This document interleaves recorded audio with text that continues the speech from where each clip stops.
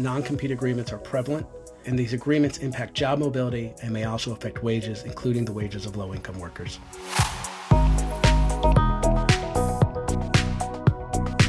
Hi, and welcome to GAO's Watchdog Report, your source for fact-based, nonpartisan news and information from the U.S. Government Accountability Office. I'm your host, Holly Hobbs. Non-compete agreements historically have been applied to highly skilled workers and executives to prevent those with special skills and knowledge from sharing company secrets and other proprietary information. But recently, there have been concerns that lower wage workers are increasingly being subjected to these agreements, sometimes without understanding what they are. Here to tell us more is GAO's Tom Costa, an expert on employment and workforce protections. Thanks for joining us. Thanks for having me, Holly. I appreciate it. So, Tom, how prevalent are non-compete agreements? Well, traditionally, these agreements have been used for executives and employees with access to certain proprietary information, but employers also use them with hourly or lower wage workers. We conducted a survey of private employers, and the results were pretty interesting. Almost all of them use the agreements for executives, such as CEOs. A large majority of surveyed employers also said they use the agreements for hourly workers. The studies we reviewed found that while workers with higher wages are more likely to have NCAs, 10% of lower wage workers also have non-compete agreements. Why do employers like these agreements? So there's a lot of reasons employers like these agreements. Employers most often say it's to protect their business interests, such as trade secrets and client lists. Essentially, they're trying to ensure their information doesn't find a way into their competitors' hands. Some employers also use these agreements to keep workers on board and reduce turnover. But I think why employers use these agreements is only part of the story. The other part is why workers sign them. Workers sign them because they want a job. That's obvious, right? However, employers may wait to tell workers about the requirement for signing a non-compete until after they've accepted the job. And some workers don't know what they're signing. Do these lower-level employees really have the access to secrets that would warrant a non-compete agreement? Well, we spoke to a wide array of experts, researchers, labor relations organizations, advocacy groups. All of them said the same thing.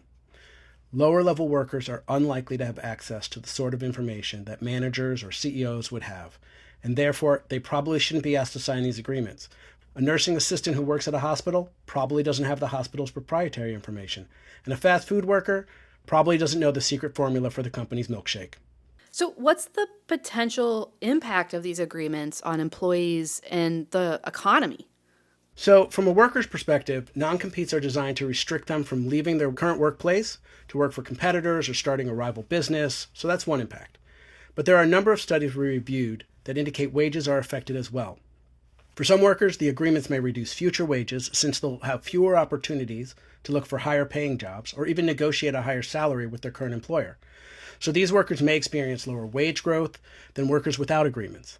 On the flip side, non-competes may make employers more comfortable investing in training, and that can be attractive to some workers. So it sounds like non-compete agreements can be a useful tool for employers looking to keep company secrets and retain staff. But for employees, particularly lower wage workers, these agreements could limit their salary growth and their ability to change jobs. So Tom, do we have any idea how often non-compete agreements are enforced?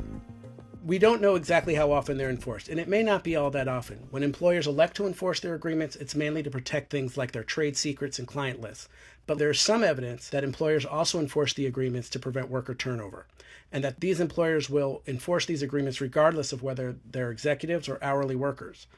That said, they may not need to enforce the agreements very often, because employers sometimes just have to remind workers that they have a non-compete agreement to prevent them from leaving. And it may not matter if the agreement is actually enforceable in their state, because most workers don't even know whether it is or not. And are there protections for employees against these agreements? Well, state law governs non-compete agreements, and these laws vary pretty widely. We found that some states generally don't allow non-competes, while others vary in their degrees of permissiveness. Over the last several years, a number of states have updated their laws governing non-competes. Some states now require employers to notify workers about the requirement to sign a non-compete before they accept the job. Other states are restricting employers from using these agreements for low-wage workers. And there are also a small number of states that authorize penalties for non-compete agreements that use prohibited terms or are overbroad. And do we know why states are updating their laws about non-compete agreements? Is there some kind of concern that triggered that? Yeah, no, there's definitely some concern around non-competes. I think this is why we were asked to do our review as well.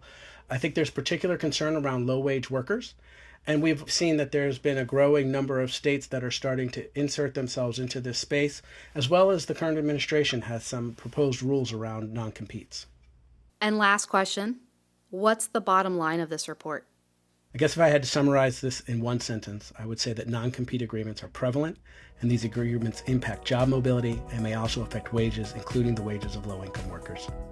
That was Tom Costa talking about GAO's recent report on non-compete agreements. Thanks for your time, Tom. Thanks for having me, Holly. I appreciate it. And thank you for listening to the Watchdog Report. To hear more podcasts, subscribe to us on Apple Podcasts, Spotify, or wherever you listen. And make sure to leave a rating and review to let others know about the work we're doing. For more from the Congressional Watchdog, the U.S. Government Accountability Office, visit us at gao.gov.